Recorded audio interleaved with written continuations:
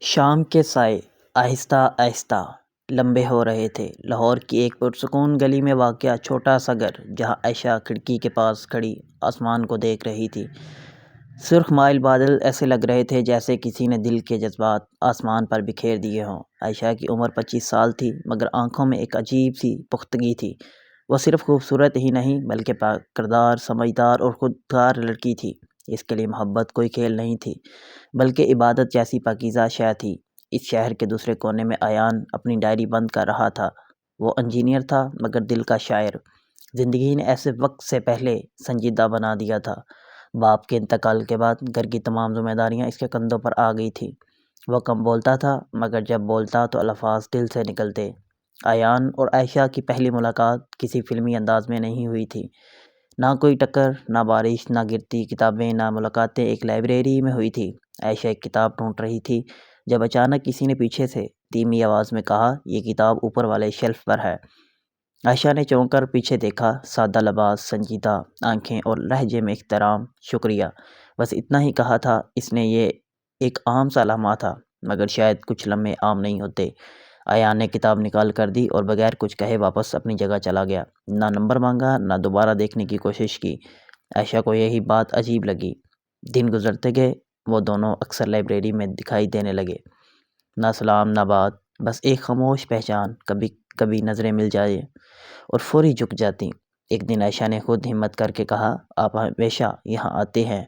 ایان نے مسکرا کر جواب دیا، جی۔ خاموش مجھے خود سے ملنے میں مدد دیتی ہے۔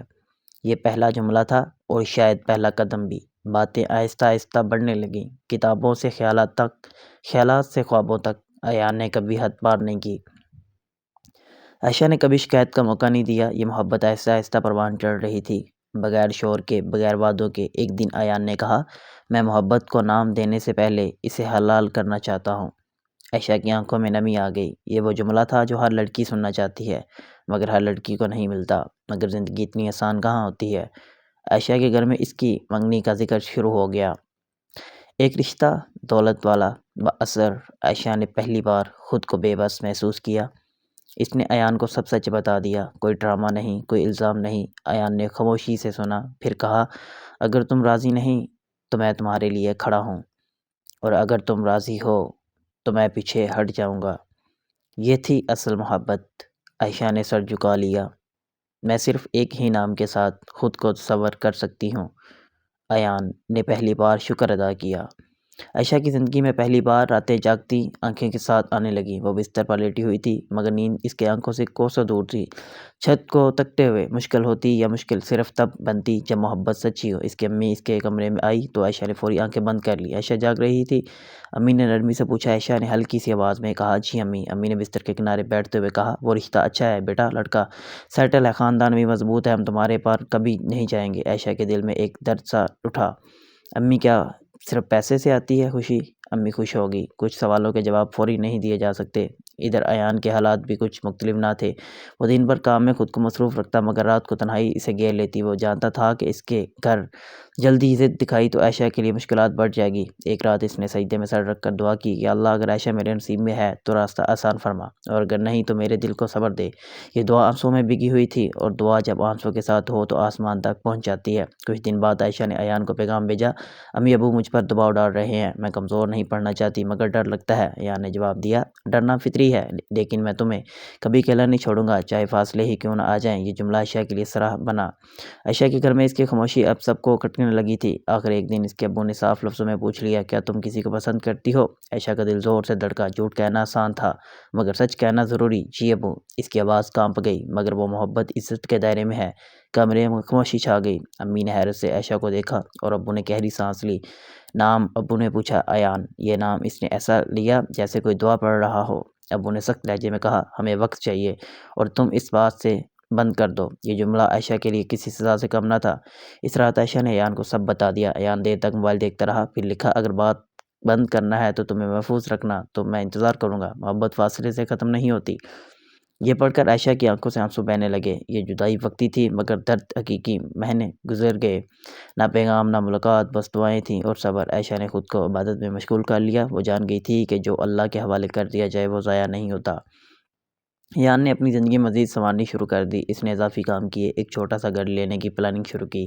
چاہتا تھا کہ جب وہ رشتہ مانگے تو صرف محبت ہی نہیں، ذمہ داریاں بھی ساتھ ہو۔ ایک دن عائشہ کی امی نے اسے غور سے دیکھا اور پوچھا، تم اب پہلے جیسی کیوں نہیں رہی؟ عائشہ نے دھیرے سے جواب دیا، امی میں اب خود کو سنبھالنا سیکھ گئی ہوں۔ امی نے اس کے سر پر ہاتھ رکھا، ماں دل کی زبان سمجھ جاتی ہے۔ اس رات امی نے ابو سے کہا، لڑکی ضدی نہیں ہے، خاموشی ہے، خاموشی کبھی سچ بولتی ہے۔ ابو نے کہا، کچھ نہیں کہا، مگر وہ پہلے بار سوچ میں پڑ گئے۔ چند دن بعد ایان کے گھر فون آیا، عائشہ کے ابو بات کرنا چاہتے تھے۔ ایان کے ہاتھ کام گئے، یہ کال قسمت بدل سکتی تھی۔ ابو نے سیدھی بات کی، بیٹا محبت کافی نہیں ہوتی، کیا تم میری بیٹی کا بوجھ اٹھا سکو گے؟ ایان نے پورا اعتماد سے کہا، انکل بوجھ نہیں، امانت سمجھ کر رکھوں گا۔ یہ جواب دل سے آیا تھا۔ ایان نے اس دن غیر معمولی طور پر خاموشی تھا۔ عائشہ کے ابو کی کال کے بعد دل میں ایک عجیب سا خوف اور امید اکٹھی جنم لے چکی تھی۔ وہ جانتا تھا کہ اب ذرا سی لرزش بھی سب کچھ چھین سکتی ہے۔ اس نے خود سے وعدہ کیا تھا کہ وہ صرف محبت کا دعویٰ نہیں کرے گا بلکہ عمل سے بھی ثابت کرے گا۔ عائشہ کی طرف حالات بھی آسان نہ تھے، گھر میں خاموش تھی، مگر خاموشی پہلے جیسی سخت نہیں رہی تھی۔ امی اکثر اسے غور سے دیکھتی، جیسے اس کے صبر کو توڑ رہی ہو۔ ایک دن امی نے اچانک کہا، اگر وہ لڑکا واقعی تمہاری عزت کرتا ہے تو اللہ راستہ بنا دے گا۔ عائشہ نے چونک کر امی کو دیکھا۔ یہ پہلی بار تھا کہ امی کے لہجے میں نرمی تھی اور آنکھوں میں سمجھ۔ عائشہ کی آنکھوں میں آنسو آ گئے، مگر اس نے کچھ نہیں کہا۔ مگر دن بعد ایان عائشہ کے گھر رشتہ لے کر آیا، سادگی کے ساتھ، ادب کے ساتھ اور مکمل تیاری کے ساتھ۔ وہ کسی بڑی گاڑی یا دکھاوے کے ساتھ نہیں آیا تھا، بس اعتماد اور نیت صاف تھی۔ عائشہ اندر والے کمرے میں بیٹھی تھی، دل ہی دل میں دعائیں پڑھ رہی تھی۔ ہر لمحہ اس کے لیے ضدی بن چکا تھا۔ ڈرائنگ روم میں بات ہو رہی تھی۔ عائشہ کے ابو نے ایان سے سوال کیا، بیٹا اگر کل کو مشکل وقت آیا تو کیا تم محبت باقی رکھ سکو گے؟ ایان نے نظریں جھکا کر کہا، انکل محبت مشکل وقت میں ہی پہچانی جاتی ہے، آسان وقت میں تو سب ساتھ ہوتے ہیں۔ کمرے میں ایک لمحے کو خاموش چھا گئی۔ پھر ابو نے دوسرا سوال کیا، اور اگر میری بیٹی تم سے ناراض ہو گئی؟ ایان کے لبوں پر ہلکی سی مسکراہٹ آئی، تو میں اس کی خاموشی سنوں گا، کیونکہ میں جانتا ہوں وہ چیخنے والی لڑکی نہیں ہے۔ یہ جواب صرف الفاظ نہیں تھے، یہ عائشہ کے مزاج کی پہچان تھی۔ امی نے ایسے سے کہا، بیٹا ہمیں وقت چاہیے۔ ایان نے فوری کہا، جی بالکل، میں انتظار کر سکتا ہوں، کیونکہ میں نے جلدی نہیں، زندگی بھر کا ساتھ مانگا ہے۔ یہ سن کر عائشہ کے ابو نے ایک گہری سانس لی۔ ان کے دل کا بوجھ ہلکا ہو چکا تھا۔ اس رات ابو نے عائشہ کو بلایا۔ وہ ڈرتے ڈرتے سامنے بیٹھی۔ ابو نے پوچھا، کیا تم واقعی خوش رہ سکو گی؟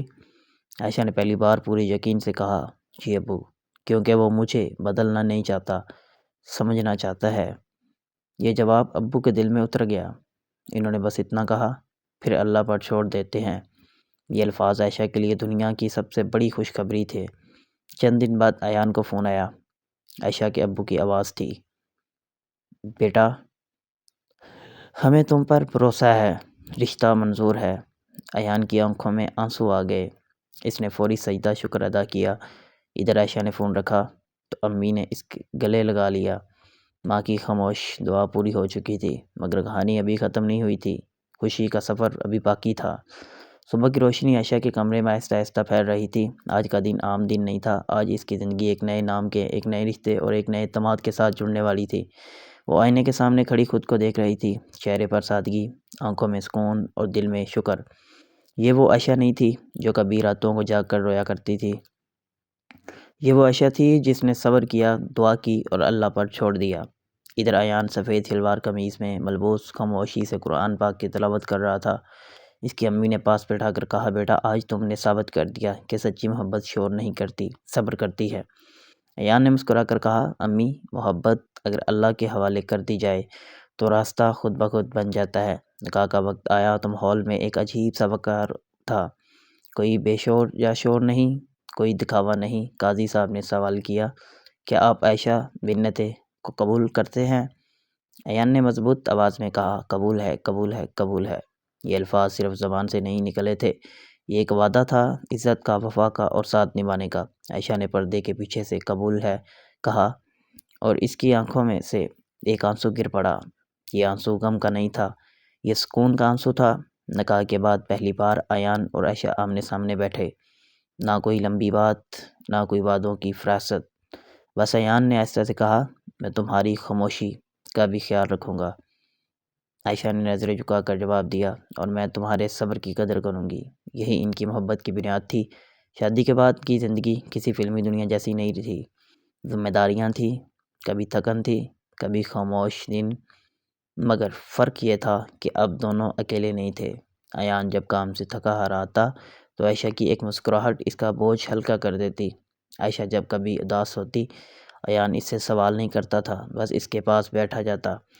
محبت یہی تھی، ساتھ بیٹھا جانا بغیر کچھ کہے۔